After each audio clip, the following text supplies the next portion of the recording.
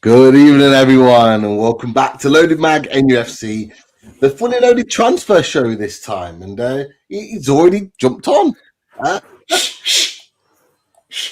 Surprise. I don't know what happened there, but welcome. We are back on the fully loaded transfer show, and a transfer show special where we look at some of the young talent that Newcastle United have been linked with and what their potentials are. And of course, we're going to get the man on to talk about it in a little bit more detail. But first of all, have we recovered from last night, boys? That's how we're feeling.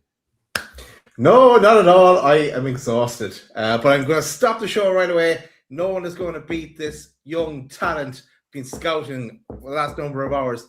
Leonardo Tonali. Remember the name. He is going to be one for the future. Congratulations to Sandro Tonali and Juliet on their new arrival today or last night. I'm not so sure, but one for the future. One for the future. I'm sure António already has a profile on him. But how are you, Chris? Good, mate. Yeah, and to answer your question, Pete, no, I'm still in shock from last night. To be honest, it was such a great game. Like, it was just something else, wasn't it? Really, really was. It will live long in the memory, that one. But yeah, absolutely delighted, and it will be lovely tonight to sit down, have me tea, and watch the Liverpool Arsenal game. Knowing our points are tucked safely in the pocket. So all the pressure tonight, I think, on Liverpool and Arsenal, I'd say, because I think neither can afford the draw. I think they both want to win. Everyone all Arsenal? Or we looking draw? Yes. No, I think Arsenal. Yeah. All 2 points. 2 points. 2 points behind Liverpool. Hate watch will continue for the season. It's going to be an enjoy watch, I think, tonight.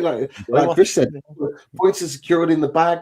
6th currently, but we did our midweek's work. We're in a good spot right now. But we still have some work to do though this month in January. Lots of games to play, lots of points to still be picked up in, and lots of cups still to be qualified for.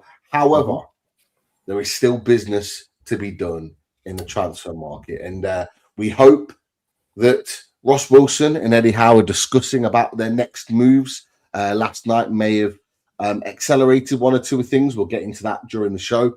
But what better way to talk about this than look at some of the young talent that's been linked with Newcastle United? And there's only one man to get in when we need to talk about young talent and their potentials in the game. And it's absolute pleasure to welcome back António Mango, friend of the channel, here to discuss all things transfers. Let's bring him in. Here's António. Welcome back again, António. Is all right? Lovely to be back on. Thanks for having us back on. I'm excited for this. Thanks for coming. Yeah. Absolutely. How is everyone? Well, good. As we've just been saying, just recovering from last night. You would have watched the game last night. Jesus, man. What a result. What a game. Wild, wasn't it? Absolute scenes at St. James's. There's no better place on earth when St. James's is like that. Yeah. Like, there's literally no better place. What a night. Absolutely. But, there is some work to be done in the transfer market. We were just talking off air thinking, are we going to delve into the transfer market? Are we going to try and improve this squad even further with the second half of the season to come? And I wanted to start with a familiar face, someone that's been linked with Newcastle United for quite a while, António. We've talked about him already on a previous Fully Loaded transfer show. He has all of Europe's top clubs after him. It is AZ Alkmaar, Kees Smit. So there are previous links which Romano's talked about. One to watch in January. 1 minute they're saying January could happen. Next minute they're saying not going to move. It's going to be the summer. But just in general, like, you've watched this kid play. What are his standout qualities? What makes him such a good player that all the top teams in Europe, including Newcastle United, are after him? You come across some players at youth level that just have the talent above everybody else. And sometimes they make it in senior level, sometimes they don't. And Kees Smit has that. Like, his technical ability on the ball not just passing and receiving. When I talk about technical ability, I mean understanding the game, the technical side of the game, understanding how to receive on your right foot, your left foot, moving away from pressure, moving the ball into your stride, just everything runs so smoothly when he's on the ball. And I think for Newcastle United, we lack some of that in our midfield. Like Bruno, technically, he is good. Joe Willock's technically good. Sandro Tonali's technically good. Joe Linton's a little bit improving on the past 3 days. But when I'm talking about technical ability and tactical ability, just finding those pockets of space, he just excels at driving his team forward with the ball, moving, weaving in and out of traffic, and just having a glorious vision of the game. It's understand the picture of the game that makes... I always say, like, a lot of players have technical ability when they reach this level. You don't reach this level if you don't know how to play football. But what separates the great players from the decent players is decision-making and speed of thought. And that's what I love about Kees Smit. His speed of good thought and understanding of the game. And I genuinely believe if I'm his agent and I'm telling him, I would say, look, the Real Madrid move will come within time. Go to a club like Newcastle United where you're going to play a lot of minutes. You can still make the odd error here and there. You'll get game time. You'll be able to develop. And I think it would be the right move for him, in my opinion. But just that little pockets player where he's got a little bit of spark of magic, a little bit of creativity. He's not really a flair player where you'll see him doing millions of step overs like Ronaldo used to do. He's not that type of player, but he just excels between the lines and he does all the basics very well. That's what I love about him. I love footballers that keep it simple at times, and he's just so good at that. Absolutely. A player that's been linked heavily with us throughout sort of the last few months. If he was to come in your opinion, where do you see him fitting in this potential Newcastle United team? So, well, the first thing I just want to... Can I just stop there a minute? Because I'm seeing a lot of love in the comments. So I just want to say thank you to everybody that's watching. Genuinely appreciate it. But Kees Smit, I see him. So we play in a 4-3-3 pretty much. Now, if we were to go to a 4-2-3-1, he would be ideal in that number 10 position. The reason being is because even off the ball, he would give Eddie Howe what he wants. Eddie Howe wants somebody that will work hard off the ball. Kees Smit, he's not a robust player. He's not like a Joe Linton where he'll dive into challenges, but he will work hard. So he's not that maverick type of player that like a Ben Arthur where you're not really going to get much out of him out of possession. So you will get that work rate out of possession. But in our system, if Eddie Howe was to keep it as a 4-3-3, he would be suitable as a Bruno replacement or an understudy. Now, if he was to play as a left 8, he would offer what he would offer. He wouldn't offer what Joe Linton offers, so we would have to change the way we play. Do you know what I mean? Like in possession, we would have to go to a bit more possession-based team where we are playing through the lines a bit more, not going as long as we do this season, because our long balls went up this season from last season. So we'd have to play through the lines, and that's where you would get the best out of Kees Smit. So you would kind of be in that left 8 position because I wouldn't see him dropping Bruno. Although I think within time, he could become that new Bruno. But if he was to come now, it would be in the left 8 position because he kind of plays there for AZ Alkmaar. And they play in a 4-3-3. Well, they mix it up. He's played in a double pivot. He's played in a 4-3-3. So he's got that tactical flexibility. But I would like to see him in that left 8 because I think he would give her a little bit more balance in this new possession-based team that we are looking for, and it would allow him to drive through the lines. And I think it would complement Lewis Hall and Anthony Gordon a lot because Anthony Gordon looks like he's isolated a little bit. And if Lewis Hall's not at left back and Joe Linton's not covering Lewis Hall at left back, the balance on that left-hand side is not as good in a more possession-based team. Whereas if you fit somebody like Kees Smit in that, he's got the ball retention skills to keep a hold of it while we get in the right positions. And that's going to flourish Anthony Gordon to be able to concentrate on his movement a bit more, which allow him to get into better positions where he can become more dangerous. And it would just allow us to play through the thirds a lot better. So I don't see him as that number 6, that Sandro Tonali role. It would either be the long-term Bruno replacement or the left number 8. Boys, do you think it's time that we looked in a different direction in terms of a style of play? Antonio's just talked about, he would bring something a little bit different, say, to Joe Linton. Is it time that we look in a different style, in a different way of playing with a different type of skill set of player? If you asked me about 3 weeks ago, I would say definitely yes. But in the last few days, Joe Linton has been brilliant. Like, we've been singing his praises the last few days. I think exactly about 3 weeks ago, we were saying we're talking about an offer. If we got an offer from Saudi Cell, maybe that's still a possibility if it was a big enough offer. But we do need to be thinking of the future, and I kind of worry that we're going to miss out on Kees Smit because there's so many other top clubs after him. So I'm kind of more. I think we kind of talked about this in our last fully loaded transfer. I'm kind of more interested in, if it's not him, what's the alternatives? So we'll probably get into that in a few minutes. Yeah, Chris, with us being linked with Kees Smit, obviously we've been waxing lyrical about Louis Miley and how good he is, albeit on the right hand side of defence. Could Kees Smit potentially stunt the growth of Louis Miley? Would it clash? Would it be an issue, or could you see them potentially taking over the likes of Bruno and Tonali in the years to come? Do you see it as a potential issue? Me personally, I don't think so. I think long term, Louis Miley's future is probably in that number 6 role. So probably, kind of being the understudy to Tonali, maybe even right back, who knows. For me, and especially off what Mango said as well, this would be more of a not a replacement for Bruno, as in let's get rid of Bruno, but just in terms of another option for Bruno, a bit like a Sean Longstaff replacement more than anything. Because Sean Longstaff played on the right-hand side of that central midfield, didn't he? And then Sean Longstaff went out, and then obviously we've got Joe Willock. He tends to play on the left-hand side of the central midfield.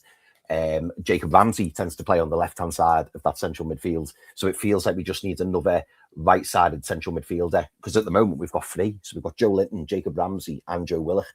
And that's why I suppose we've been talking, haven't we, boys, about possibly letting one of those 3 central midfielders go on that left-hand side. So there's talk of Joe Linton initially. He seems to have come back into form now, so maybe you might want to keep hold of him a bit longer. Who knows?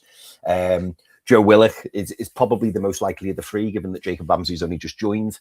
For me, and Pete, I think you mentioned this many moons ago, it just feels like we're slightly imbalanced in the midfield. Yeah. It feels like we need that right-hand side. And Kees Smit, if he were to come in, that would be really exciting. So for me, I don't think it would stunt Louis Miley at all. I think it would just provide another option in the midfield for us that maybe we don't have at the moment. That's the key for me, is what we do next in our midfield is that, and that's exactly what I was going to say, Chris, is add the balance, is complete the balance. Because you've got Joe Willock coming on sometimes playing on the right hand side. There's been times where Jacob Ramsey's come on and played on that right hand side, and they're not suited to it. They've honed their craft on the left hand side. They're used to it. They know their movements, their position. They know where they need to be and how to play. And so we need to restore that balance. There's no doubt about it. But Kees Smit is a talented player. He really is. There are not everything in his game, but there are elements of the way he plays sometimes that does remind me of Kevin De Bruyne, just in his movements, in his sort of mannerisms on the ball. He does have that style about him, and he just, for a lad such a young age, he just oozes confidence, and that's hard to find. We've got that in Louis Miley, which we talked about last night, and in how confident and comfortable he is on the ball. So to have a couple of them in and around a Tonali and a Bruno just would be a really, really good, like a really good pocket of options in that midfield. And for me, it's beating a low block. How can we beat a low block? Can we cut through a ball through the defense when it's really, really tight and they're sitting back and they're trying to make it difficult for us? Have we got that little bit of quality? We know that Bruno can do that, but we need somebody else in that midfield. Sandro doesn't tend to play those passes. Joe Linton doesn't. He's more physical. We need that guy to come in and just nip those little passes through that can open and unlock something in a game that's really, really tight. And I think he's capable, but doesn't look like. I'm sorry, Pete. I just wanted to ask, and maybe the viewers at home are wanting to know this as well, and maybe us boys are wanting to know this. But is there any concern from you, Antonio, in terms of Kees Smit, given that he's from the Eredivisie? Because a few people have said, it's a huge step up. It's a huge step up, isn't it? Is that a concern? I think it would be a concern at start. So if we sign him, I don't think he can come in and be a starter straight away. I think you would have to adapt. You've probably never been to an Eredivisie game. When you compare it to a Premier League game, it's chalk and cheese. You get so much time, space on the ball. Do you know what I like to say? When you're watching a Premier League game, imagine it without the crowd. You can hear the rhythm of the game. Players just receiving on the first touch. Boom, boom, boom. The ball's getting bounced about everywhere. You've got to play off your second touch. If your first touch isn't good, you're going to get found out. But in the Eredivisie, you can get away with that bad touch. You can get away with taking that extra touch because you get a lot more time, a lot more space in possession, and you get more time to think. Whereas in the Premier League, there's somebody on you. It's a different ball game completely. So he would have to up his game a little bit. He would have to. He hasn't got. He's not. What I'm trying to say is he's not fully developed yet. And I don't think you'd get the best out of him until he's fully developed. Just for that reason, just that intensity for 90 minutes in the Premier League is just outrageous. Like it seriously is. Like it plays a tune to you. It's so good, quick and so good because players just fizz the ball like there's no tomorrow, and you've got to play off first touch, and it's a different ball game, and you've got somebody so aggressive intensity up against you. But can he get there?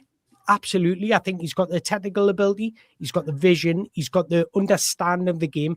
And like just simple things when you comparing to players in the Eredivisie, just simple things like moving the ball into your stride. It looks like he's wavelengths above his teammates. And that's a promising thing because that goes to show that he can do it in other leagues. Now, it's just the physicality side that he would struggle with. Now, one thing you mentioned about playing a different style if we're to take Joe Linton out. Now, I think it's important. You look at all the best teams in the world. They play different styles quite often. Watch Arsenal. When they play against tougher opposition, they go direct. They play more physical players. When they need to when they're going to have control of the game and need to play a possession-based team, that's when they're fitting the likes of Odegaard and Eze together, when they can play between the lines and try and move them off the ball by loads of fluidity and rotations. That's what I'm talking about. We need different profiles just to separate us from what we're doing consistently. And bringing in different profiles like Kees Smit would just give us an extra dimension in different games. And that's the important thing. So it's not about getting rid of Joe Linton. It's not about selling Joe Linton. It's about finding the right profiles that will benefit you in different situations and scenarios throughout the season. That's how you find consistency, because you get found out, and sometimes players just have off days, and sometimes different profiles fit different games. I like to see it as mini games within a big game, and you've got to work out the mini games to win the overall big game inside. And that's what managers do throughout a game. So somebody like Kees Smit would give us something different. Now, you could say Jacob Ramsey's a similar profile, but Kees Smit is a lot more arrogant on the ball than Jacob Ramsey. He's got that arrogance, got that confidence. Where you look at Jacob Ramsey, he finds the pockets, he gets it in the pockets, but he doesn't want to keep it. Whereas somebody like Kees Smit will drive you into the space, even if it doesn't come off, because he's not perfect. He's not the finished article. He'll keep on trying. That's what I like about him. Yeah, I love it. Oh, well. Can you imagine? Well, we can imagine. We can. So does Cosmo as well. But no, it's a good point, and I think the thing that fans have struggled with this season. There has been a little bit more chop and change with the squad. Lots of players have been on the bench, like Tonali's been on the bench, Bruno's been on the bench, Joe Linton's had a number of games out, and I think a lot of teams have. A lot of fans have struggled with that because we are very used to having the same team playing every game all the time, and it's a really valid point in that, you know, the likes of Arsenal, Liverpool, that they do change their team around based on who they're up against. You only have to look at Arsenal, the way they played against us at St. James's. They were so direct, like in your face, and they got chances off the back of it. But when they're at home or they're against another team, it is pass. Exactly. City do the same. If you look at last season, City completed the most long balls. What's that tell you? That they don't just always keep possession. It looks like they do because they do it quite frequently. But against the likes of Arsenal and that, they will go direct, and you've got to have that adaptability. Otherwise, you're just going to get found out pretty much, because the managers from other teams are just so like tactically adapt now that it's just crazy in the Premier League. Sticking with the Eredivisie, another player that we've been linked with, a player that we've apparently had scouts and officials actually watching games of this man. It's Luciano Valente, another young talent. I think he's got his Dutch international cap just recently. It said on the NFC blog, a friend of the channels as well, Ollie and the team, Newcastle official confirms Luciano Valente is of interest of the team. Just tell us a little bit about this. Obviously, Chris asked the question earlier about Eredivisie, can people make the step up, etc., etc. But what's different about Luciano Valente? What does he offer that could potentially add to Newcastle United's midfield? Yeah, so he's a little bit, although they're quite similar in terms of position, and they're both like quite flary players and want to find that final ball, he's a little bit different to Kees Smit. Kees Smit's more of an agile turner and things like that, whereas Valente is more of a connector. Do you know what I mean? He likes to connect everything. So at the minute, I think it's important to understand how the other team play, because when you do scouting at this level, it's all about what the other team do and how they're bringing the best out of that player. And if we're doing something similar, can we bring the best out of them? So Valente is more of like he plays him at the minute. He's playing a double pivot, but before he arrived at Feyenoord, he was playing as a number 10. So he's more of the guy that tries to force the pass. And I think that I like it, but it's also a weakness of his because he's technically unbelievable. Both feet, just like moving the ball, like moving around players, technically very, very good. He can drive with the ball. He's quite unique for his for what he does, because he stands at 6'2", and you don't really see number 10s or creative players that with that kind of height. So he's got that long limbs where he's got a beautiful, like, smooth stride on him when he's driving the ball. But he's a type of player that likes to stay quite centrally, and he likes to just feed the passes through the line. So he's the one that will try and break down the low blocks for Feyenoord, whether that be from a deeper position or higher up position. But he's the one that likes to just spray passes about. But he does it in a different way to, like, Sandro Tonali, for example, because he tries to do it in the final third. But you've got to think, Feyenoord are one of the final PSV and Ajax, they dominate their games. So he sees a lot of the ball, whereas if he was to come at Newcastle United, we have possession, but not as much possession as what they would have. So you would have to get used to having loads of turnovers out of possession. Now, the worry about Valente is he's not that good off the ball. So he's not going to give you that physicality off the ball. And that's my worry about him stepping into the Premier League, and also the speed of thought and the time and space on the ball. Now, he's been one of the most improved players. He's been outstanding. Like, he's played in the Champions League and he's been very good in the Champions League. He's been outstanding for Feyenoord. But my only worry is we don't have as much possession as what Feyenoord have. So will he be able to get used to being off the ball so much, if that makes sense? Mm-hmm. And that's my only worry about Valente. But I think technically very, very good player. Very, very good player. One of the standout at Feyenoord. And that says something because they've got technically very good players. So he knits everything together for them, just staying centrally, just trying to feed balls into runners. He's got a wonderful picture of the game, just spreading balls and opening up the game. That's what I like to call it, just opening up the game. And that allows Feyenoord to get on top of players. But he likes to play in those little pockets. Very good at, even when he's in deeper areas, coming short. And again, we don't have many players doing that. You don't really see Bruno doing that. You don't really see Sandro Tonali doing that, receiving the ball on the half turn, and then the game's open and we can break from there. So I think that's what he would bring. But my only worry is just that off the ball stuff, because he gets away with it at Feyenoord because you get a lot more help around you, and the opposition isn't as good as the opposition you're coming up against in the Premier League. So he gets away with a bit at Feyenoord. But yeah, in terms of in possession, he suits a possession-based team. That's what he suits. So that's my only worry. Now, if I was Newcastle and I'm looking at maybe a 22-year-old that's got some experience, do you know who he reminds us of? And this is probably a better way of putting it. Matt O'Reilly at Brighton. He's on loan at Marseille at the minute, but he reminds us of him. Where you don't get much off the ball, but he's super, super technical in possession. Now, if I had to choose out him or Kees Smit, I'm picking Kees Smit. But he's still a talented player. I just don't know how high his ceiling is. And that's me being honest. No, this is exactly what you're on for. Is that you've got the sort of the lowdown, and you've observed these players in detail. But Daz, I'll come to you on this one. Obviously, there's pros and cons to Luciano Valente, as Antonio has mentioned. But do we need that? We need that attacking emphasis. Are we willing to take the risk on someone that gives you that level of attacking input, that person that's going to drive us forward, and we kind of, we sacrifice that hard work and running that he might not give us? Like a maverick.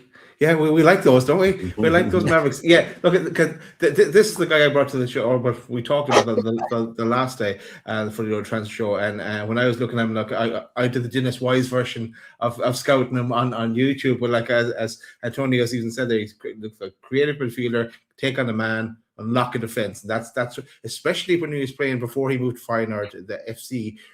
I can't pronounce it. I was going to pronounce it, but I thought, nah. Yeah, just the Dutch team. But because he's only moved there this season, and he's a total playmaker. He's very, very interesting to watch on the clips I've seen. And as Antonio said, unbelievable footwork. I just think it'd be very, very exciting. And you compared him to Matt O'Reilly, Antonio. I went a bit more old school. I give the lads the comparison of Michu from Swansea and that brilliant season he had. He just reminded me. I don't know why, but he reminded me of him on that when I was looking at him. I get what you mean by that, but he was more of a striker, wasn't he? Yeah, he was. Yeah. He played up front for Swansea, but he almost did his work as a number 10. Like, I get why. I get exactly why Daz is saying it, because they've got the height as well, both of them. Yeah. He's part of. Well, but I think you used a good word, Pete. I think you used a good word, and that's compromise. Because if you're getting a player like that, because if you look at our 11, all of us give something off the ball. Joe Linton does it. Bruno works his socks off. Sandro Tonali's everywhere. And even when Lewis Miley's on it, he gives us that. His ability to read the game is exceptional. So he gives us something off the ball. But is Eddie Howe willing to compromise one of his defensive units to allow us to be a little bit more expressive? And that's the thing, because if you're going to bring him in and use him like a Joe Linton, well, the transfer is not going to go well. Do you know what I mean?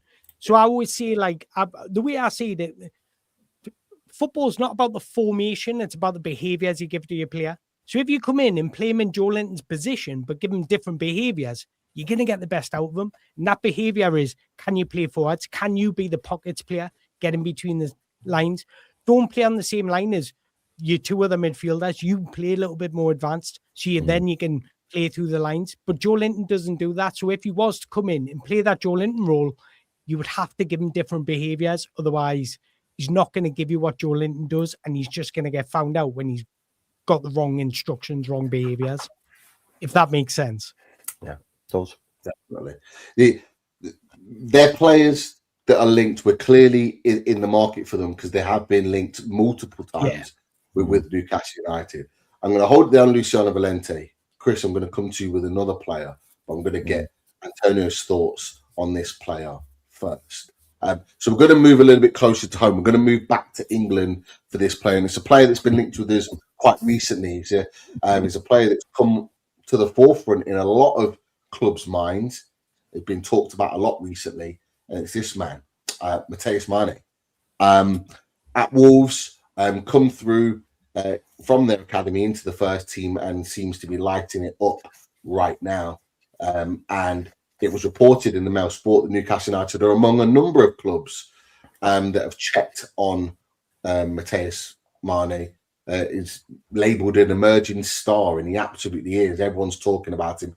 18-year-old who's impressing. Scored again the other night against Everton at the Hill Dickinson Stadium. To our delight, of course. Went in the net. But just before I come to Chris on Matheus Mane, Antonio, what do you know about this young lad?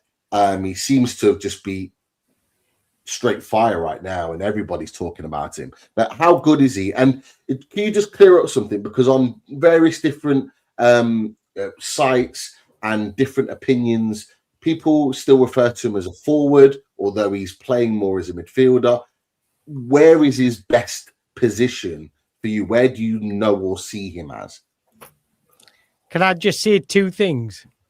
Three words, bring him in, because I absolutely love this guy. I love everything about him. His confidence, his arrogance, his ability to want the ball in every situation. I love him. Now, this was a guy I've been watching for a while. If you go back on my tweets, they're all there for you to see. Even before he made his debut, I said this guy was going to play in the Premier League, because I remember when Wolves signed him and I watched his debut against West Ham.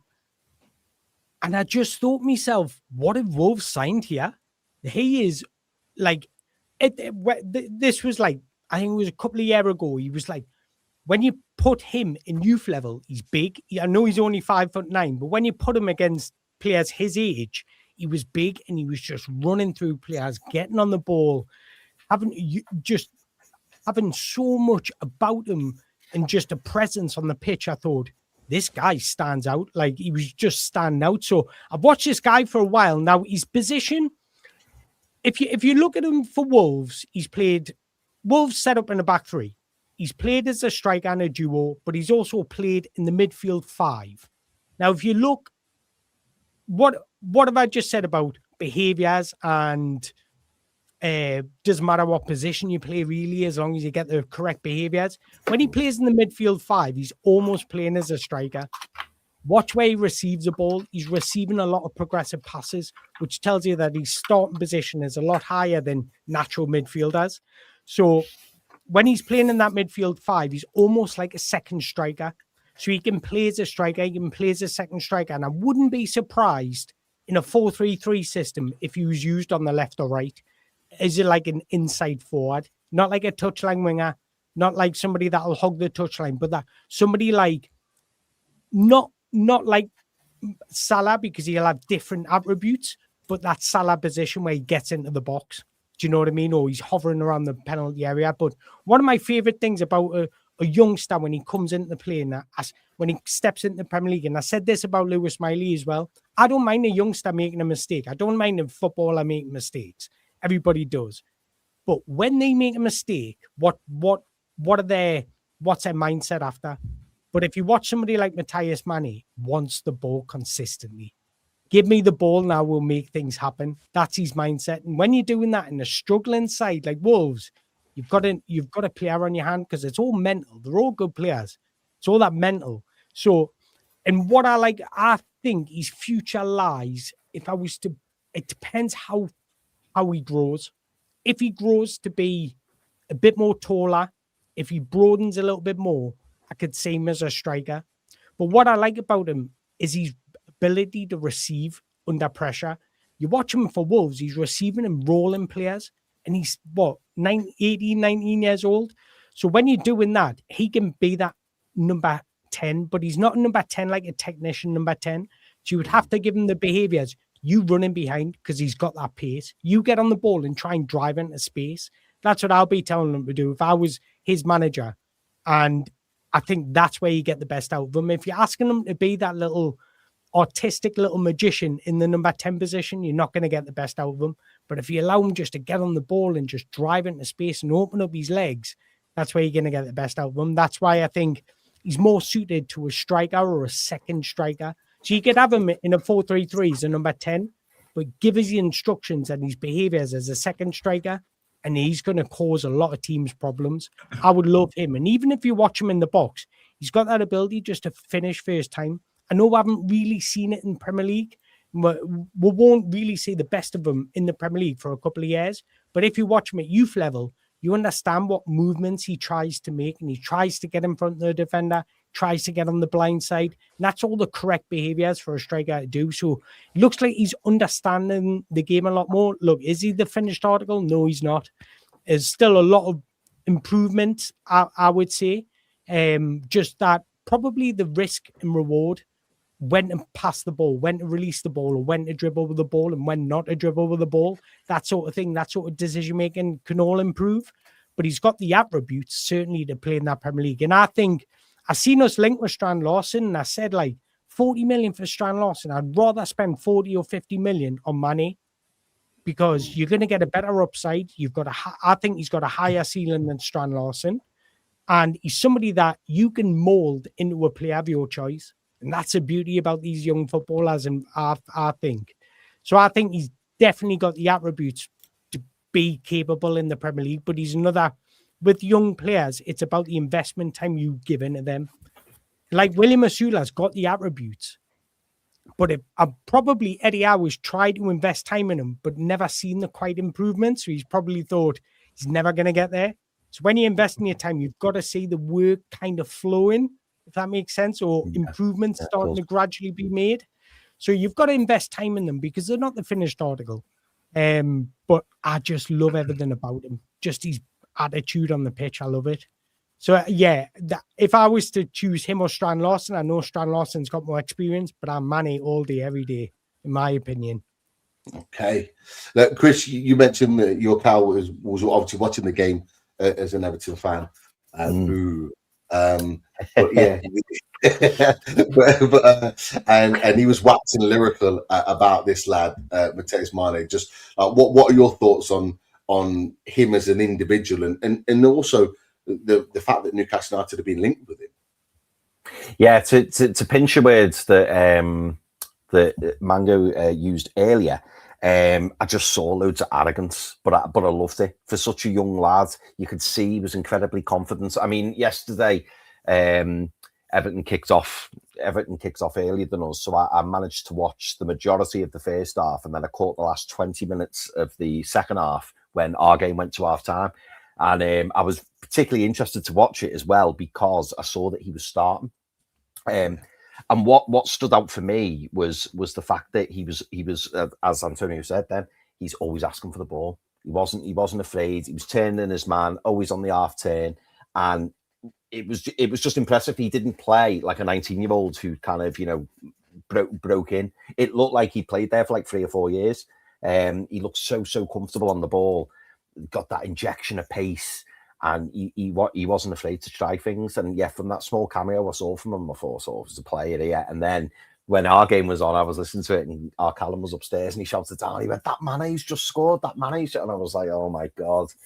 So I thought, yeah, I'll be honest, I got quite excited by him last night, because he was performing well. And let's not forget, boys, as well, in a very poor Wolves team, a Wolves team that is low on confidence, and he stood out. So yeah, for me, very, very exciting. Do you think, Antonio, that it would cost 40-50 million? Do you think? I know that he joined from Rochdale, but I'm not sure how much it was for. I think it was less than $1 million he joined for. Was it? Wow. Less than $1 million? But when I was thinking about this last night, and Matheus Fernandes got relegated with Southampton last season. West Ham spent 50 million on him. So I think Wolves aren't going to accept anything less than 30 million, because they know the potential. But the thing is, from now to the end of the season, he's going to have poor games. That's going to happen. Do you know what I mean? Because he's young, he's not going to have this sort of level of performance consistently, because you're going to get that. But I think if Fulham Wolves are relegated, which I do think they'll be, they will need to sell money, because sell players, valuable players, because wages, everything like that, they'll have to fork out on that. So, and he's one of the valuable players. So the more likely, if I was to be honest, I think a season in the Championship might not do him might not do many harm, but I would just love him at Newcastle United. So if he was to come to Newcastle or a season in the Championship, come to Newcastle. But I think a season in the Championship might do him a bit well, and then maybe come into the Premier League the season after. But it's just too much of a talent. If there is teams after him, then we should be in there. We should be trying to convince him. Surely, and I'll get Daz's thoughts on this. Surely, Daz, if he continues this vein of form, albeit it's a small sample size, he's only just really sort of come into the team and started playing matches. But if he continues this between now and the end of the season under Rob Edwards, surely he's got to get a move. He can't then go into the Championship with the potential being so high. But he's not going back to Rochdale anyway. That's for sure. They paid 0.2 million for him. That was euro as well. That's the figure I'm seeing here. But I still can't. I would love us to sign him as well. I watched a video of him there today as well, and in those youth matches, he looks so unreal. He loves to run at people as well as to see him in the Premier League scoring a few goals as well. But I can't see us spending 40-50 million on him right now. If he proves himself longer over the season, and it's the summer we're looking at him, maybe then if he's totally outstanding for the rest of the season. But I don't think that kind of a figure is realistic now. I think it'll be a lot less. But I know Wolves will if they'll want to hold on to him unless they're giving up and they're accepting their fate. But I think they're going to have a go at it as well. So it'll be hard. I can't see it for January, but I'd love if we did. Well, I suppose the only way that we might be able to tempt them is there's rumours, isn't there, that Wolves are willing to let go of Strand Larsen in order to gamble so that they can spend the Strand Larsen money on reinforcements. So it's whether or not Newcastle just go in and go, give you the money, and then they think, right, we can keep hold of Strand Larsen and reinvest the Mane money. But you've got to put the money on the table, haven't you? That's the thing. Yeah. I think one of the big issues at the moment is that Strand Larsen wants to leave. I don't think he'll go. And obviously, that's partly our fault because we put two bids in that got relegated. They got rejected. They're going to get relegated. Sorry, Wolves, but we put two bids in the summer that got rejected. It was made very, very clear at the time through reporting. We talked about it on our full loaded transfer shows that he wanted the move. He wasn't going to do an Isaac or a Wisa and force his way out. He was going to be respectful, but he wanted the move. And you could tell in his performances this season, a lot of people have gone, Strand Larsen's rubbish, this, that, and the other. You could tell he wanted the move. And when you don't get that move, it does affect you mentally. You can't play in the same way. And then his performances have been down. It looks like, although we've been linked with him again, like in the last couple of days, I don't particularly see it, if I'm being honest with you, but it looks like Forest are really linked with him. I think even Spurs have been heavily linked with him as well. It seems like he's going to be the one to leave, and that's why I think Mane won't leave in January. But you're right, you put your money down, you ask the question. A lad that's just come into the first team, only played a few games, yes, he's made an impact. Do you just cash in and go, yep, we'll take it now, see you later, and it doesn't massively impact the team? And like you said, you can go and reinvest around Strand Larsen and potentially stay in the Premier League. There is that question. But I talk about Newcastle United being bold.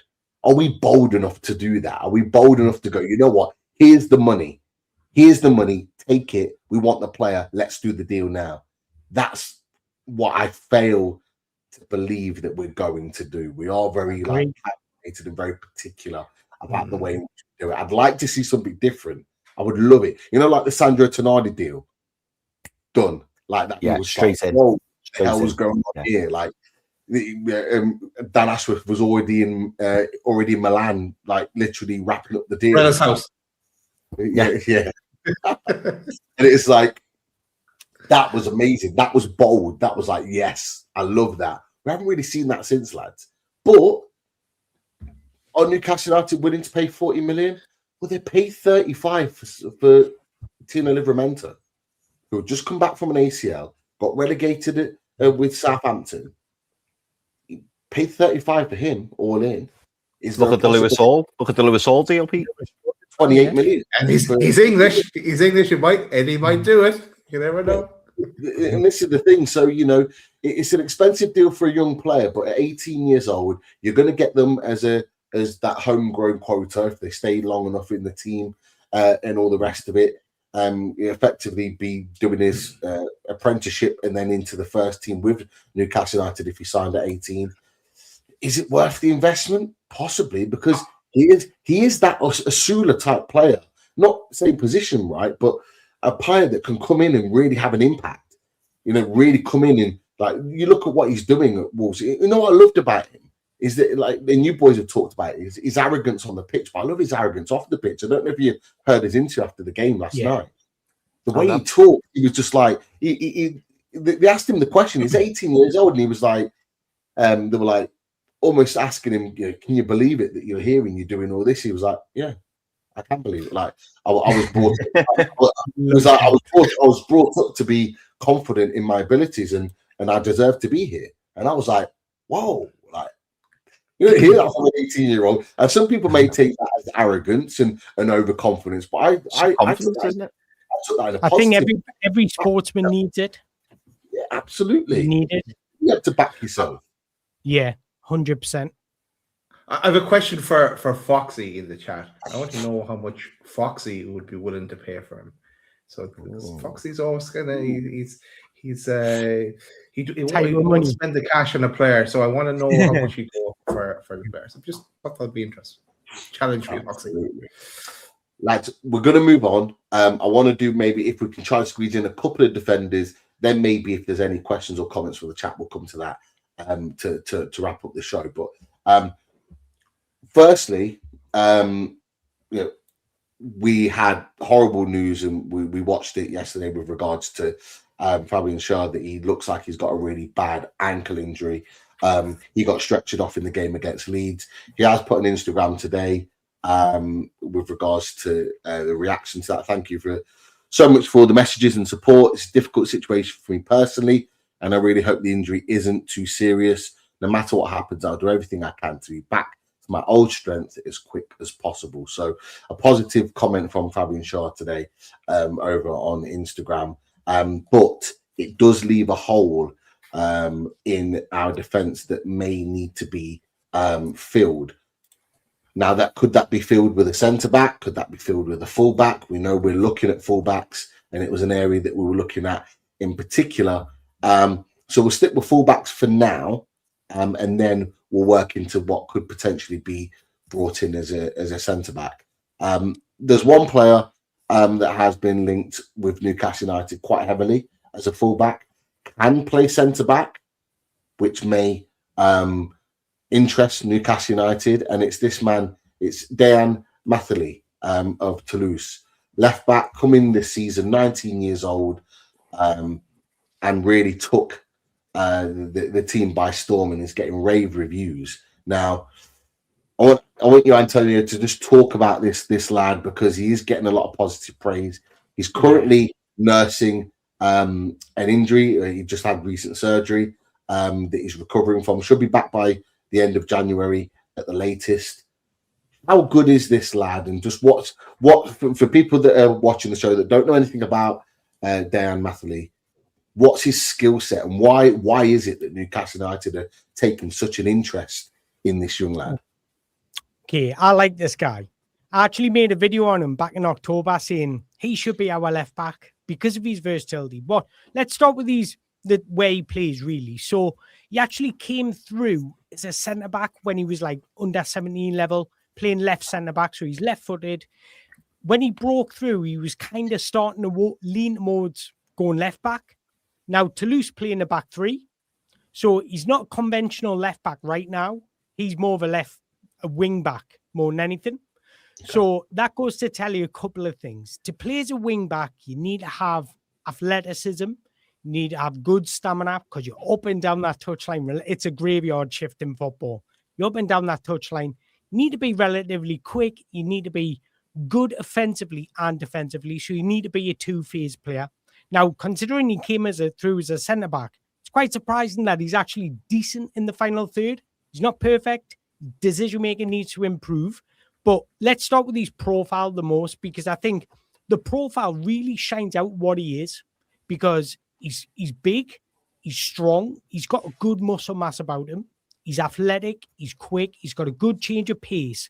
So he's able to drive with the ball. He's not one of those. Did how Lewis Hall's quite technical, where he keeps the ball quite close and it's little 1-2. He's got a brilliant first step where he just keeps the ball in confined spaces and he's so good technically. Whereas Musiala's better in open spaces, I feel. So good at just driving and powering his way up and down that touchline. So that's what you're going to get out of him. But he's comfortable coming in central areas. Now, he's quite unique because he came through as a centre-back. You don't see centre-backs driving with the ball like he does. So it's quite unique the way he does it. But he's profile, strong, physical, athletic, quick, good recovery pace, and he drives with the ball. So there's a couple of boxes ticked already. Now, what I do like about him, he can play left centre-back. Now, we wouldn't really, because of Fabian Schar's injury, he can't play right centre-back because one of his weaknesses is that he's not very comfortable on his right foot. He's only very comfortable on his right foot when he's delivering a cross. You will see him cutting back and crossing with his right foot. When it comes to manoeuvring with the ball, manoeuvring in and out of tight spaces, he's very left-footed. So I wouldn't like to see him on the right centre-back position. It's like Sven Botman, moving him to the right centre-back position. He's angling, everything will be different. And that's why he would get caught out a little bit. So I wouldn't like to see him in that position. So I don't see him as a Fabian Schar replacement. But he would be an unbelievable cover for Lewis Hall because he would give you that dynamism. We lack that dynamism when Lewis Hall's not on the side. We've seen it when Dan Burn played left back. So we need that profile that is very dynamic, quite physically robust. He's strong in one-on-one duels. He doesn't mind a physical battle. And do you know what I like about Lewis Hall? How he's quite nippy into challenges. How he doesn't mind getting physical for a small lad. He's got that about him. So I think it really complements Lewis Hall's profile that if you're bringing out Lewis Hall, you don't really need to change your behaviours of your left back. So that's what I would be looking to see because there's a couple of positions in your team that you want to keep consistent. And that is, do you want your number 6 to be a ball playing number 6 or do you want him to be a ball winning number 6? So that's one of the first things managers work out is how they want to play. And it's similar with the right back and left back because they're becoming one of the most important parts of the overall game. We notice it when Tino's not there. We notice it when Lewis Hall's not there. So we need a profile that is dynamic, physical, good in one-on-one situations, got a good turn of pace and good at driving with the ball. That all is exactly what Lewis Hall is. So that's the sort of profile you're getting. So he can play, if we want to go to a back three, he can play as a wing back. He can play as a left back or he can, I prefer him as a left back than I do a left centre back. I'm going to be perfectly honest, but he can fill in occasionally at left centre back. Interesting one. You talk about Dian Matini. We've talked about his attributes and what he offers. Should we, Daz, be looking at Dian Matini, despite the fact that his injury could rule him out in January? Should we take the risk and pluck him now and potentially, remove any risk of another team maybe coming in for him in the summer if we don't get him now? Yes, most definitely.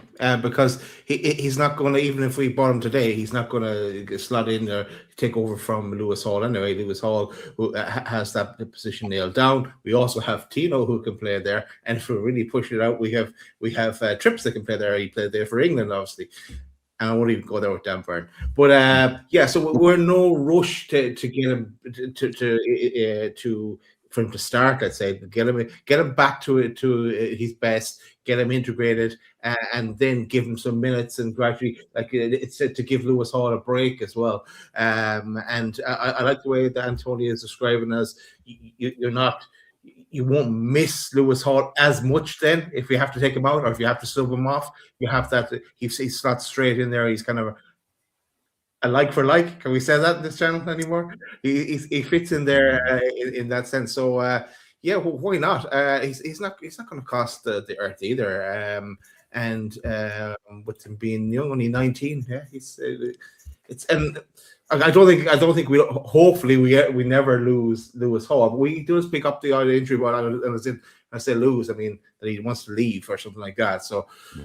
But it's always good to have that alternative. We don't have many alternatives as such in that position, and we don't know what's happening with Tino on the other side of things as well, or Trips is not getting any younger either, so we do need someone. So it's a yes for me.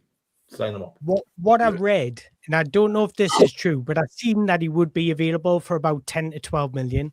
Now, one thing I do know is French clubs outside PSG and Strasbourg, every single player has a price. Now, they'll obviously negotiate for the best price, but ideally they want to sell their assets because they've had no TV deal for the past 2 years, so they're running low on revenue. They've got to sell their players. That's why you see so many players coming out of academies, because they're trying to shoehorn them into the senior team just so they can get recognised around the world. So every player's got his price. Now, he was linked to Tottenham, and I know that, and I know Tottenham did inquire about him, but Tottenham have moved on to another player I've actually done a video about called Souza from Santos, who's a left back. Now, I like Souza, but I don't think he's going to suit Thomas Frank's style. So I'm a little bit worried about that. He's a good player, very good player. I'm not worried. I'm worried for the player. I'm worried about it.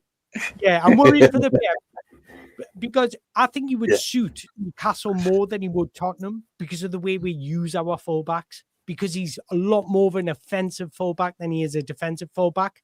And the way Thomas Frank uses these fullbacks are very defensive, especially away from home. He doesn't like them getting forward as much, whereas we're quite good with our fullbacks. So I'm worried about that. I was going to say, don't forget as well that we've been linked to Souza as well in the last couple of days. I know. I think it might have been for Richard Romano. Someone said this evening that Tottenham had agreed they'd agreed terms with the player, but not the club. But Newcastle have been linked with him. So the fact that you're saying that, the reason why I wanted to say it is the fact that you're saying that and that he would suit Newcastle United better. Actually, Newcastle have been linked with him. So is there something in as well? So hopefully the player looks at the styles of the team that he's going to and says, is that really going to get the best out of me? Because players should be doing that, I feel. You shouldn't always just jump at every opportunity. You should look at how they play. Does that really bring out my attributes? And unless Thomas Frank gives him more license, he might do that. He might say, look, I'll give him the freedom to be dynamic. But he's a lot more of an offensive fullback than he is a defensive fullback. And that's my worry. You're going to have to look at Benjamin Sesko. You're going to have to look at João Pedro. And there's a couple of others that we were linked with over the summer that actually stylistically were better suited for Newcastle United. But they went to the team that offered them more money or a higher profile team, and it's not necessarily worked out for them. But Chris, wanted to come back to you with regards to not so much Dian Matini, but please give your opinions on what António suggested and given us the down low on Dian Matini. Where do you think the priority should be? Obviously, Fabian Schar is injured. Is the priority for you, if we could only get one position this month, a left back or a centre back, which one are you prioritising? And obviously, give your thoughts on Dian Matini from what has been said as well. That's a great question, to be fair, because I feel like we need both.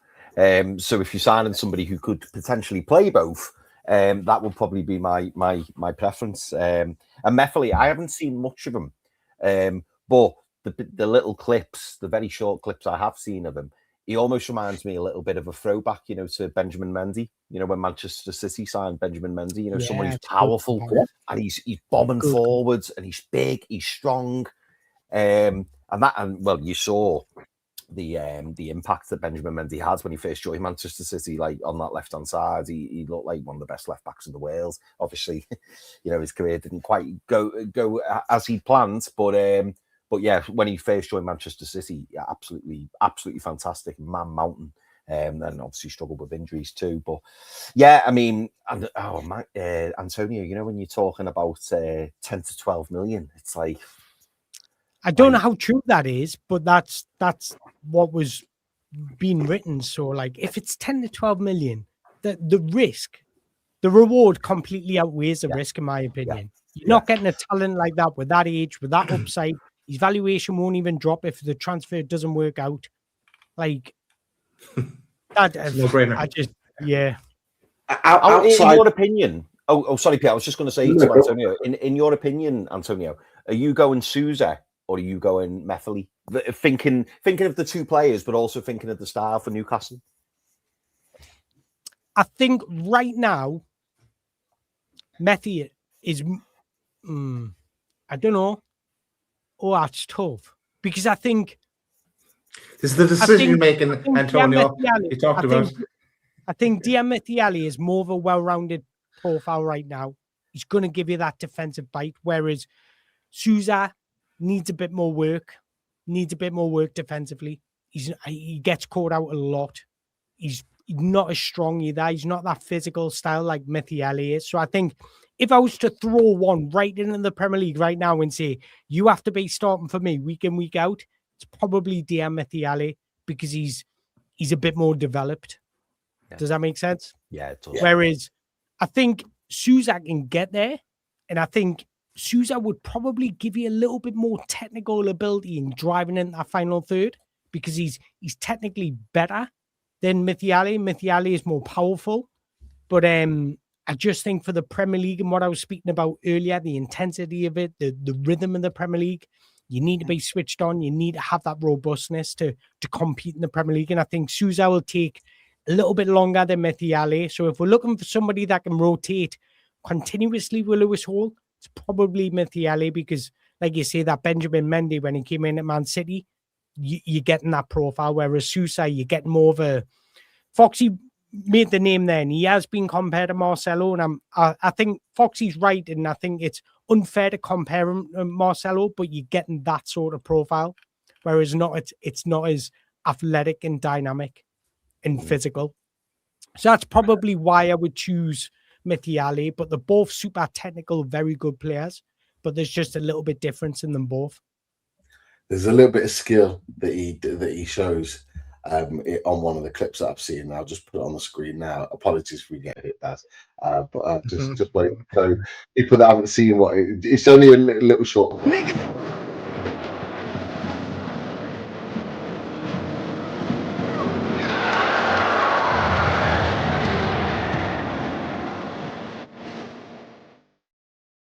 Football is beautiful, isn't it? I am. But there are there's other packages that show his ability down there. That's just a little snippet. His ability to just drive down the left hand side and go at players, and he does. You watch Lewis Hall do that, and he does the same. Obviously, he's not as experienced as Lewis Hall, but he does the same work. So you're right in what you're saying, Antonio. Like having someone like Mathinelli come in, it would just be natural transition. If Hall does need a rest, he's played a lot of games. Hall would be number one, no doubt about it. But he'd be a great foil to just come in and just rotate in around. It'd be a lovely. And plus, the beauty with our squad now, I think you always need that experienced spine when you're signing young players because they just help them throughout the game. Like having somebody like Bruno or Joe Linton next year just helps you manage the game so much better. And that's why I think Chelsea struggle a little bit with a lot of inconsistencies because they don't have that. You need a sort of manager on the football pitch. And I think Bruno, even Sven Botman, Malik Chow's starting to show it a little bit. So bringing in youngsters now just to complement our squad is probably the perfect timing, in my opinion, because we've got with spine. We don't need to replace with spine. We've got that. So it's just about adding those additions, but also thinking about the future as well. So I think bringing in these types of players now, it will allow that transition when we do eventually have a big transitional summer, ease more smoothly, in my opinion. Okay. I'm just wary of time. So I just want to, I think there's a few questions in the chat, but I just want you to just give just a little short insight into a couple of players that are put onto the screen. So there are certain players that we have been linked with. The first one. Pete, sorry, just before you go, I'm gonna have to shoot, boys. But Antonio, fantastic to see you, mate. Thank you so much for thanks for having us on, buddy. Nice Take one. care. No worries. Take care, boys. Yeah, Chris. Take care for that. There's a couple of players here. The first one is this one, Kevin Damois at Auxerre. been linked to Newcastle United. What are your thoughts on this midfielder? You know what? I like him. I really like him. I think out of all the midfielders we spoke about so far, he's probably the most well-rounded. So if I was to bring in somebody like Kevin Danwar, it'd probably be that understudy to Sandro Tonali, where he gets around the pitch. But I think he's got a little, you can play him in those advanced areas a little bit more than what you can Sandro Tonali. So I think he's got that little bit of more vision about him in that final third, but he's being used as a Sandro Tonali at Oaks Air. So the way they're getting the best out of him is by having him involved in everything on and off the ball. He's the one that drives. He's the one that triggers presses. He's the one that drives the transitions. So he's got that mold of Sandro Tonali about him. So he will be everywhere on the pitch, doing a bit of everything. That's the easiest way of speaking about his profile. So he does need work. He's not finished article, but he likes to do a bit of everything. One more before we come to a couple of questions. This man is a lad that I've watched quite a lot at Frankfurt, and it's this man here, Daniel Brown. Just recently got his German cap in the last internationals alongside Mike Chow and Nick Voltemada. Talented left back. Had been tentatively linked a while ago with Newcastle United, but not as much recently. Just how good is he? Just on a quick assessment of him. Yeah, I think he's a ready-made just to come in and play. He's a plug-in and play player. He's that good. He's superb. Like technically, off the ball, his positioning, his strength can do a little bit of work. But his agility, his ability to ride challenges in possession, his ability to impact the game offensively and defensively is super solid. I'm surprised it's taken this long for him to get his German cap because he's been quality for a couple of years now. And I think if we were to buy him, he would really push Lewis Hall for a starting place. He's that good. He's on par with Lewis Hall. Like, he would really push him. And I think if we're looking to get quality for quality, he's your man. Because he's a plug-in and play. He could come into the Premier League and just and not ease it. That's probably the wrong word, but he could cope with it. Interesting. There's other players that we've got on the list, but we may have to wait until Antonio Mango's show to discuss those. But I think there might be a couple of questions, Dad. It might be related to some of the players actually that we've got. As part of the discussion. Well, yeah, let's try and go quick fire because there's a lot of names here. Tom says Charlie Creswell. Do you think he'd be a good fit for Newcastle? The way Eddie sets up, yes. If he was to come into Newcastle now, the way we're playing, and a little bit more of a lower block, mid block, yes. Because my worry with Charlie Creswell, he doesn't have that turn of pace. So his speed, recovery speed isn't really there. So he gets caught out a little bit. And that's my worry about him playing in the Premier League. When you look at Malik Chow, he's quick as an ox. Like, he's quick. He covers for Sven Botman. So it would kind of be like Dan Burn. Do you know what I mean? Where he's not really quick on his feet, but he's super strong, comfortable in duels, big duel winner, wins a lot of duels, which is very complimentary of his style. I think I saw as of December, I think he is the biggest aerial duel winner of all of the top 7 leagues, like, even above Virgil van Dijk. I think it doesn't surprise us. Like, he's a standout in Liga because a lot of Liga players are a lot more athletic rather than robust, and he's more robust, so he stands out like a sore thumb. Like, when he comes to battle with strikers, I've got no qualms. He would try and eat everybody up. He's super strong, but just that turn of pace, that injection of pace might get him caught out at times in the Premier League. But if he can get cover around him, then it complements him. So it depends who you profile him with as well. So if you profile him with a quick defender, you'll do okay. But if you profile him with Fabian Schar now, you might struggle a little bit, in my opinion. Interesting. Next question is a topic we seem to cover every time we get you on, Antonio, but it comes from Aaron. It says, question from Antonio Mango. The goalkeeping department needs an entire revamp. Who would you be targeting to take over from Nick Pope? I'm going to be honest. I think the goalkeeper market right now is not great. Do you know what I mean? I've seen we're linked with Restos. Now, I think he's a wonderful shot stopper. He's very, very good with the ball at his feet, but I don't think he's physical enough. Command in your box, coming out for crosses. I think he lacks that a little bit. Yeah. And that's my worry about him coming to the Premier League. I think his reflexes are incredible. But when it comes to like just commanding your box, and so goalkeeper market at the minute, I like Suzuki from Parma. I like him. Okay. I think he's quite raw still, but I like him. I think he's got a lot about him. So maybe him, but I don't think he's a plug-in and play. I would have to think about this one because I really don't think there's many out there. This is the problem, Antonio. Is that you look around and I don't think there's many plug-in and play goalkeepers. Not standouts. I think we've missed our opportunity with Chevalier that went to PSG. Yeah, I think he would have been perfect. We missed our opportunity with him.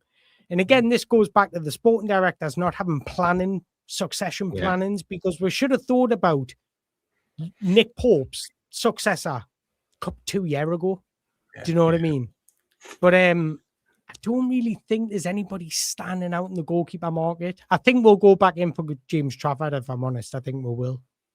But they're going to have to come down on that price because apparently, he's on one of the big sticking points. He's on crazy wages at Man City.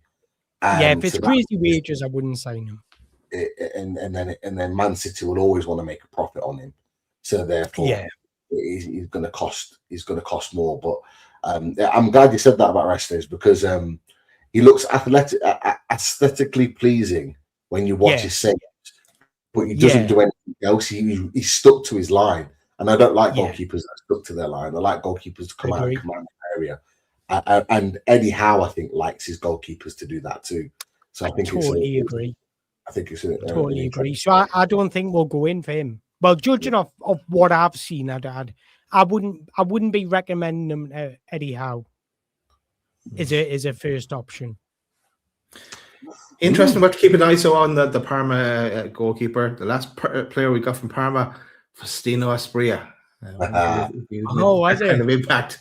I think so. Yeah, that's what I remember anyway. Very cool. The winter. Right. Let's go to one from Freuden, who's in Norway, and he says, question for Mr. Mango. I'm Norwegian and would really like to see António Nusa at Newcastle. Do you think he's someone who would fit in at Newcastle? Do you know what? I actually do. And I think that my only trouble, I love Nusa. I think he's quality. I think he's got that arrogance to play in the Premier League. And we're speaking about that arrogance. That's what I like about Nusa. He's got that arrogance. My only thing, which will probably develop within time, is sometimes he can drift in and out of games. One moment you'll see him on the ball and he'll do something that just takes your breath away.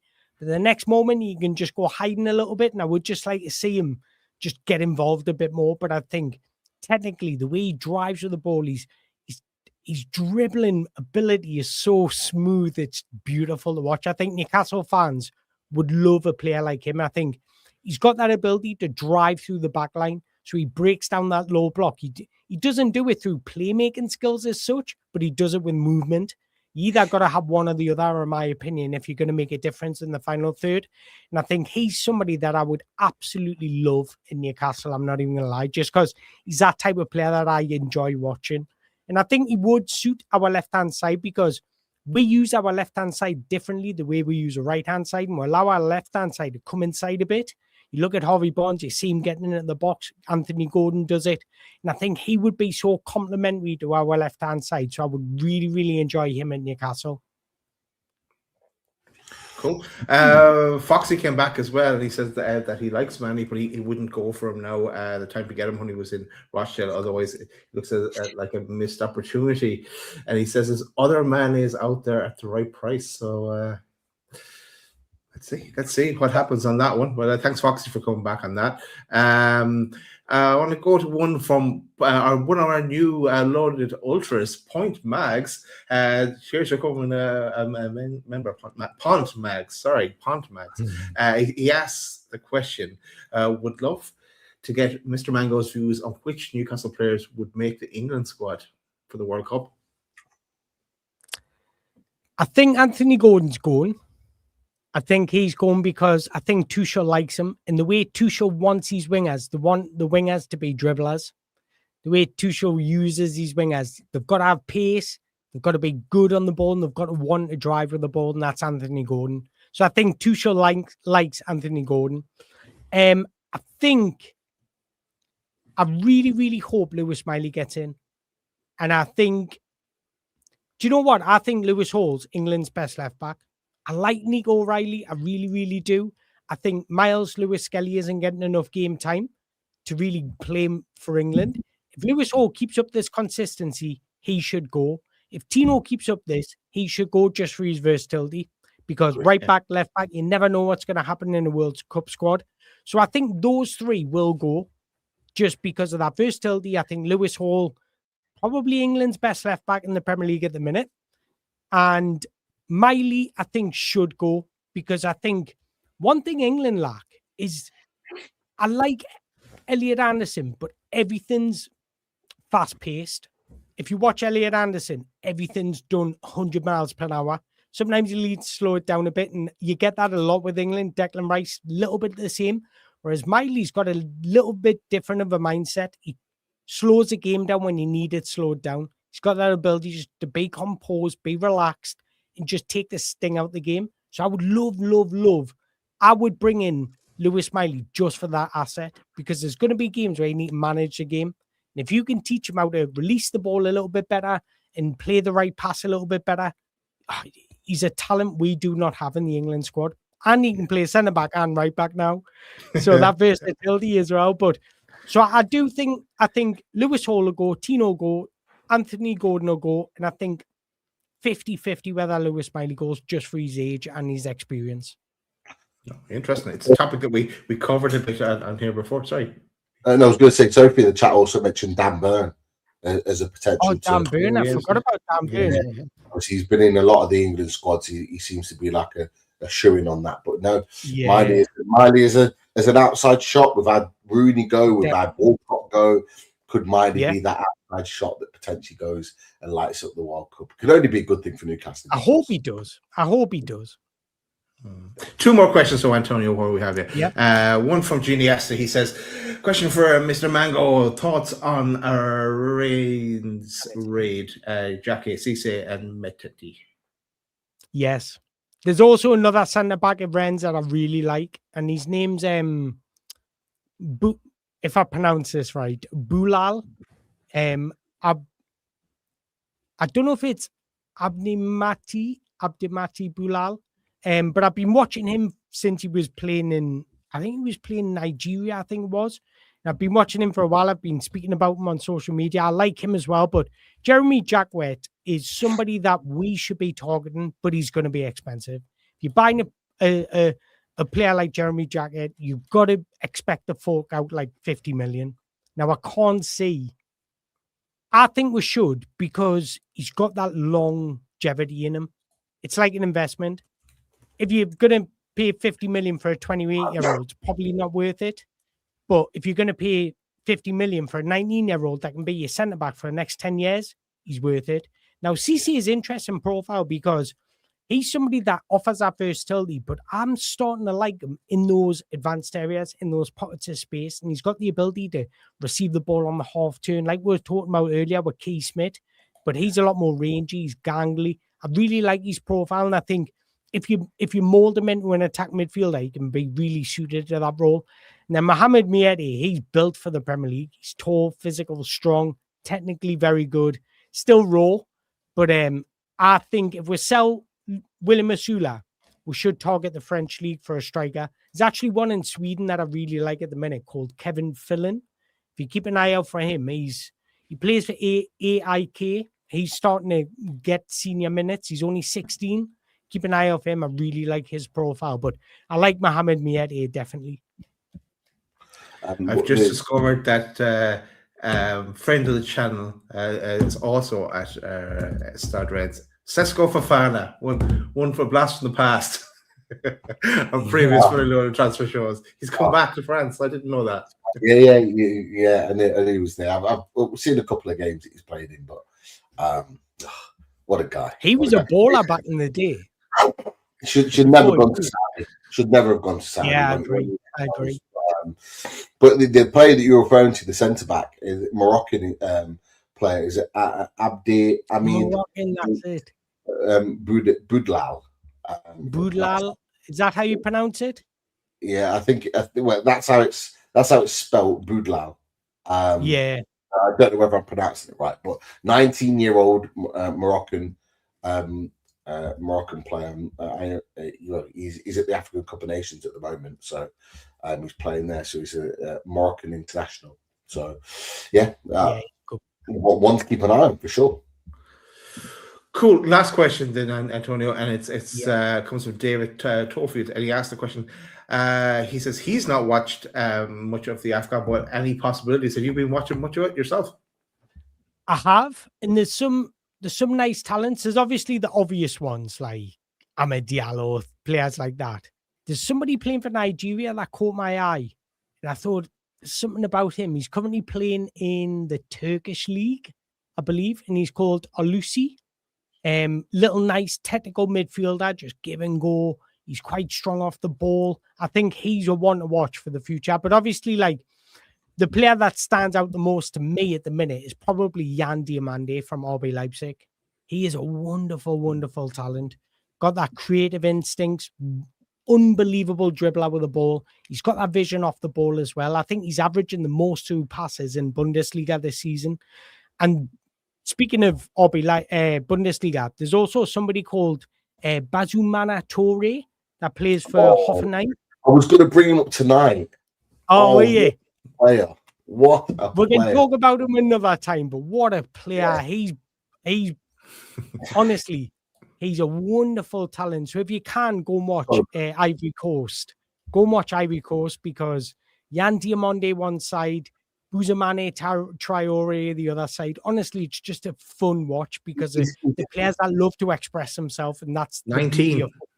The reason why I didn't bring him up is because he's a left-sided winger, and because we've got Barnes and Gordon, it's not viable right now to talk about a left-sided. He's rapid. He's rapid. He's so quick and so electric. Oh god! But he's actually we're linked to him. He's actually been playing on the right on occasions for Hoffenheim sometimes. So maybe he can just get that little bit of a mix from him. But yeah, he's rapid. He's a little gem. He is good. Really good. Caught Offside have linked us to him back in the 29th of December. Oh, one other player to mention from AFCON. Ibrahim. We actually played against him for Bayer Leverkusen. Ibrahim Maza. I've been watching this guy since he was in Hertha Berlin Academy. My God, he's a player, but he's a proper bowler. Like just in that final third, he's dangerous. Yeah, that's him. I actually put him on one of my videos, like saying that's the type of profile we need in our squad. We're lacking some creativity, and he was a missed opportunity for us because I think Bayer Leverkusen signed him for next to nothing, like 10, 12 million or something ridiculous. But yeah, he's a wonderful, wonderful talent. Yeah, Foxy's put his two out there. Mamadou Sangare and Maza. Mamadou Sagre, another one. Yeah, there is two standouts. PSG.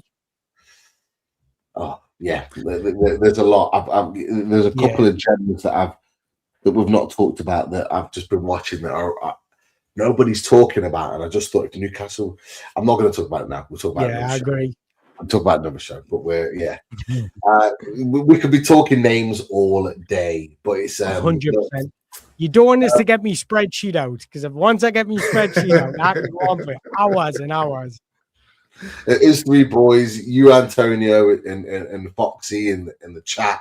We would just be throwing out all day long. I love just listening to different people's opinions and stuff. I think it's great. the fun of it, isn't it? This is what it's all about. This is why we do what we do when we talk about transfers and potentials. It's not just all those players that are odds on to sign for us. It's those players that could sign for. Would they be a good fit, etc., etc. And it makes for a good conversation. But Antonio, it's been an absolute pleasure to have you. Cheers, Antonio. Thank you. Thank you for having us on. I honestly appreciate it so much. And thank you to everybody in the chat that hasn't given us stick, just actually been quite nice. So thank you very much. Look, the love in the chat for yourself is unquestioned. They appreciate what you do. They clearly watch your content. If you don't watch Antonio's content, if you're listening and watching on X now or watching on YouTube, make sure that you go and listen to Antonio Mango's content on YouTube. So make sure you go check it out. Antonio Mango, it's right there in your face. Tells you all about the players that are being linked with Newcastle United or other clubs, or just the players to keep an eye out. That is for sure. Appreciate it. Welcome back anytime. Sorry it took so long. Obviously, the Isaac stuff in the summer was wild. Oh, you're good. I was only winding you up yesterday. No, we love having you on. It's a pleasure. No, I appreciate it. I really enjoy coming on. I enjoy doing this, talking to you guys. So I genuinely appreciate it. No problem at all. People on X, if you can go over, people on X, if you go over and check out our YouTube channel, give this video a like. Make sure the people that are watching on YouTube, once the video shuts down, give it a hype it up. Click that hype button, and that will help the channel. It helps the channel grow, helps the channel make sure you do more people as well, and make sure you do the same for Antonio Mango. Hyperlink at the top. Go give a sub to Antonio. That is it. We will be back for probably a reaction show on Saturday evening, but keep an eye out. You never know what will happen. Thanks for watching. Appreciate that, guys. Take care. Cheers, Antonio. Yeah. Later in life, the things you love, you lose. But you've got the love I need to see me through. You got the love. You got the love. You got the love. You got the love. You got the love. You got the love. You got the love. You got the love. You got the love. You got the love. You got the love. You got the love.